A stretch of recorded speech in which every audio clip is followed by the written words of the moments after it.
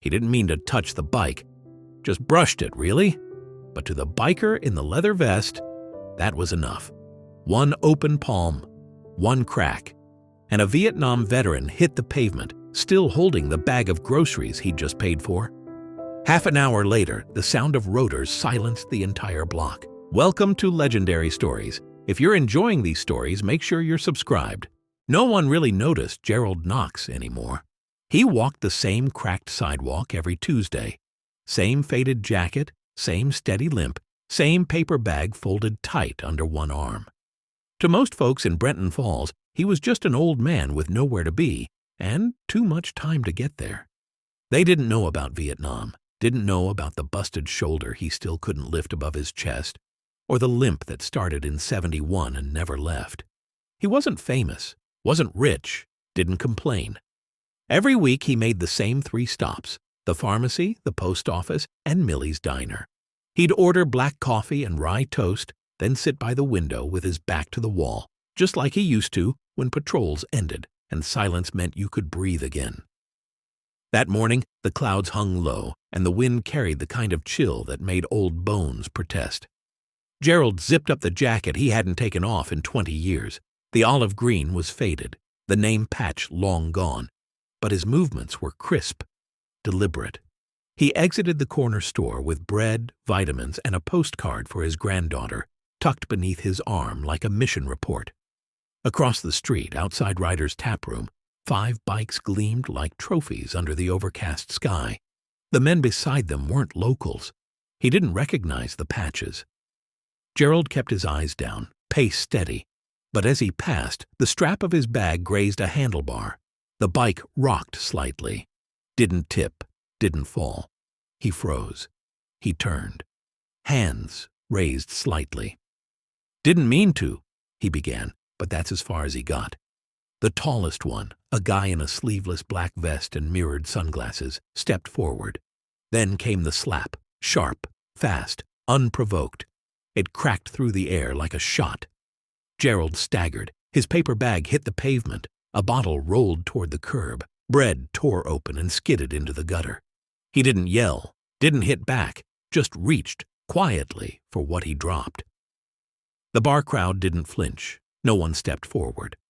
Phones stayed in pockets. Gerald gathered the pieces slowly. A small cut opened on his cheek. His cane had fallen a few feet away. He shuffled to it, hand trembling only slightly. He sat on the edge of the bus bench. No police, no apology, just wind and silence. But what no one at that bar knew was who Gerald Knox really was. Gerald didn't call for help, not the police, not a friend. Just sat there, hands resting on the cane across his knees, the torn bag beside him like it still deserved to be whole. Across the street, laughter returned. A beer can cracked open.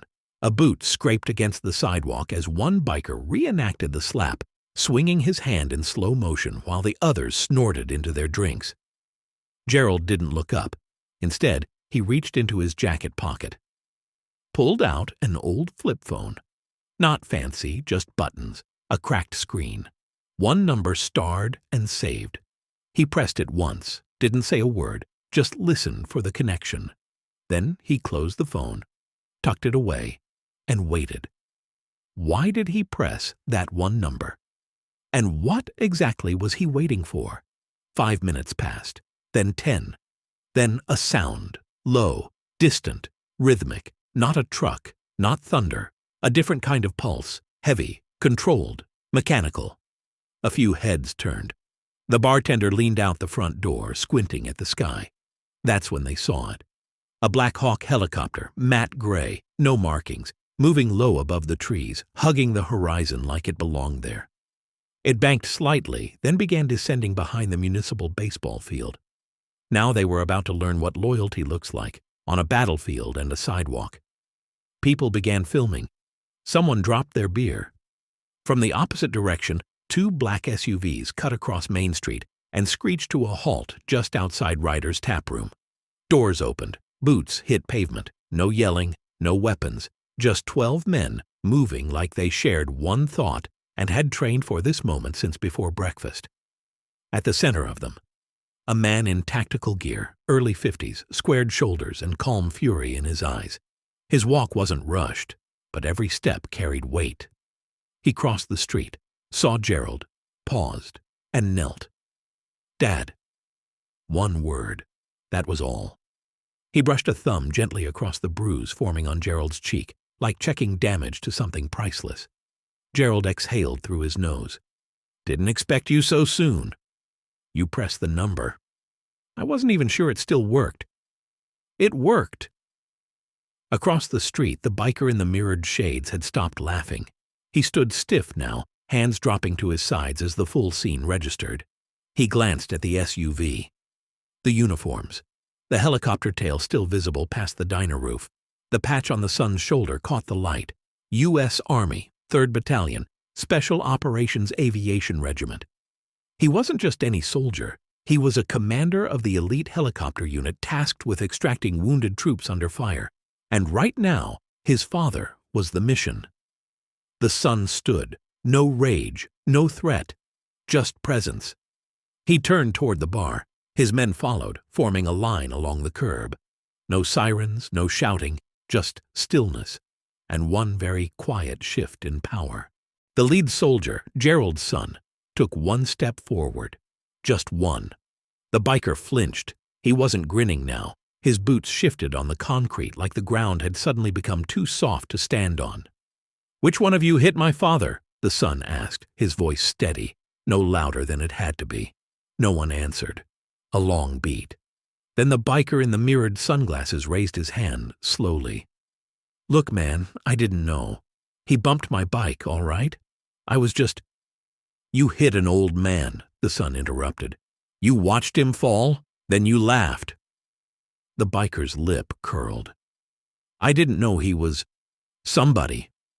The son turned just slightly, eyes narrowing. "Everyone is somebody." Behind him, one of his men lifted a radio to his mouth. Within moments, a sheriff's cruiser pulled up in silence. No lights, no sirens. Just presence. The officers stepped out cautiously. One of them spotted Gerald, then the soldiers, then the bruised cheek. They didn't need orders. They walked straight to the biker, who didn't resist as they cuffed his wrists. His leather vest sagged under the weight of realization. He wasn't just being arrested. He'd been exposed. As the cruiser rolled away, the street stayed still. A woman from the flower shop came out with a napkin. A young man removed his hat. A high schooler across the street saluted with clumsy reverence. And then, one by one, they stepped forward. An old Marine with a limp. A retired firefighter with a cane. A woman in a faded Coast Guard cap. They lined up beside Gerald, silent, shoulder to shoulder, not because they were told to, but because they understood. Gerald didn't speak. He didn't need to.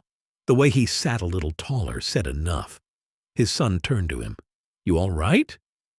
Gerald gave the smallest nod. "I will be." Not because they changed, because they saw. A news crew arrived late, hoping for a quote. Gerald didn't give them one. But the footage told the story. An old man, bruised but dignified. A soldier kneeling. A helicopter in the distance. By nightfall, the town had changed. The mayor issued a statement. The bar lost half its regulars. Someone nailed a cardboard sign over the sidewalk where Gerald fell. It read, "We see you now." And they did. A week later, a bronze bench was placed near that spot. Small inscription carved in steel, in honor of Gerald Langston, Vietnam veteran. Some men don't raise their voices, they raise standards. Every Thursday morning, Gerald returns to that bench. Same jacket, same pace, same quiet strength. But now? Now, someone always waves first. If this story moved you, tap the like button and share it. What part hit hardest? Tell us in the comments. And if you want more stories like this, subscribe. Because some uniforms never fade. And some heroes never stop serving.